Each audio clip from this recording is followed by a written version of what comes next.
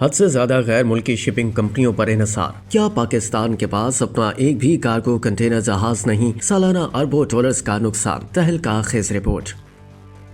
Senior صحافی انصار عباسی کی خصوصی رپورٹ کے مطابق غیر ملکی شپنگ کمپنیوں پر انحصار کی وجہ سے پاکستان فریٹ چارجز کی مد میں سالانہ 6 سے 8 ارب ڈالرز خرچ کرتا ہے۔ ملک کی واحد shipping company Pakistan national shipping corporation صرف 12 پرانے جہاز چلاتی ہے، جبکہ کمپنی کے پاس ایک بھی کارگو کنٹینر جہاز نہیں۔ غیر ملکی بحری جہازوں پر انحصار کی وجہ سے پاکستان کا قیمتی زر مبادلہ خرچ ہو جاتا ہے، جس سے ملک کے معاشی چیلنجز بڑھ جاتے ہیں۔ وزارت دفاع کے ذرائع کے مطابق میری ٹائم سیکٹر میں اصلاحات کے لیے قائم ٹاسک فورس کی رپورٹ میں بتایا گیا ہے کہ اس رجحان کو تبدیل کرنے کے لیے PNSC نے کراچی شپ یارڈ میں مقامی طور پر پاکستان کے پہلے 1120 20 ایکویلنٹ یونٹ یعنی TEU صلاحیت کے حامل کنٹینر جہاز کی تعمیر کے لیے ایک زبردست اقدام شروع کیا تھا، اور اس منصوبے پر 24 ارب روپے خرچ ہونا تھے۔ اس طرح کی ساخت کے غیر ملکی جہاز کی لاگت 32 ارب روپے کے مقابلے میں مقامی پروجیکٹ بے حد سستا تھا، تاہم اس پروجیکٹ کو 1 سال قبل اچانک روک دیا گیا۔ اس تاخیر کی وجہ سے نہ صرف پاکستان کا مقامی سطح پر استعداد بڑھنے اور روزگار کے مواقع پیدا کرنے کا موقع ضائع ہوا،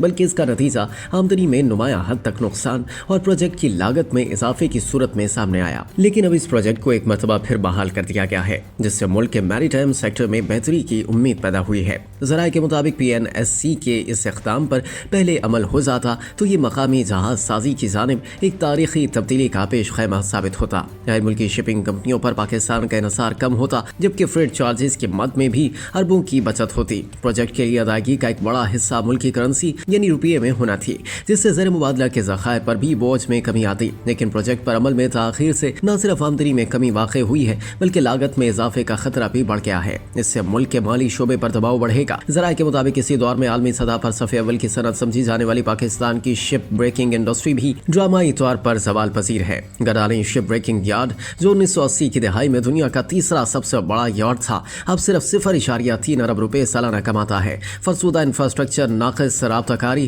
اور ہانگ کانگ کنونشن جیسے عالمی ضوابط کی تعمیل میں کمی جیسے عوامل نے گڈانی کو غیر مسابقتی بنا دیا ہے۔ اس کے برعکس بھارت اور بنگلہ دیش میں ترتیب 90 اور 6 HKC کمپلائنٹ یارڈز کی حیثیت سے ابھر کر سامنے آئے ہیں۔ خبردار کیا گیا ہے کہ جولائی 2025 میں HKC نافذ العمل ہونے سے قبل اگر پاکستان نے اپنی جہاز توڑنے کی انڈسٹری کو جدید نہ بنایا تو اس کے پاس جتنا کم کاروبار باقی رہ گیا ہے اس سے بھی محروم ہو جائے گا۔ بڑے جہاز رانی کے راستوں کے سنگم پر پاکستان کا اسٹریٹجک مقام اس کے میری ٹائم سیکٹر کو تبدیل کرنے کا ایک اہم موقع فراہم کرتا ہے۔ PNSC کے پائلٹ اقدام کی حمایت کرتے ہوئے اور غیر ملکی جہازوں پر انحصار کم کرنے کے لیے مقامی جہاز سازی کی سہولیات میں اضافہ کر کے قومی کنٹینرز فلیٹس تیار کرنا ایجنڈے میں شامل ہے۔ غیر ملکی سرمایہ کاری، ریگولیٹری اصلاحات اور بین الاقوامی معیارات کے مطابق انفراسٹرکچر اپ گریڈ کے ذریعے گڈانی کو جدید بنانا بھی متعلقہ حکام کی توجہ میں آ چکا ہے۔ جو دیگر اقدامات کیے جا رہے ہیں ان میں معروف عالمی جہاز سازوں کے ساتھ مشترکہ منصوبوں کے ذریعے پورٹ قاسم اور کوادر میں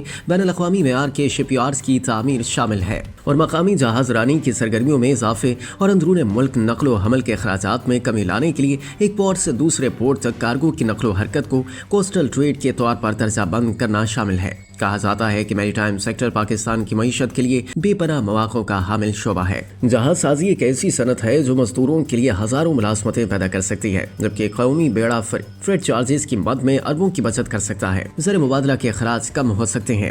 ذرائع کے مطابق گڈانی کی اصلاح اور نئے شپ یارڈز کا قیام پاکستان کو ایک علاقائی سمندری مرکز کے طور پر منظرنامے پر سامنے لا سکتا ہے، جس سے غیر ملکی سرمایہ کاری کو راغب کیا جا سکے گا اور خاطر خواہ آمدنی حاصل ہوگی۔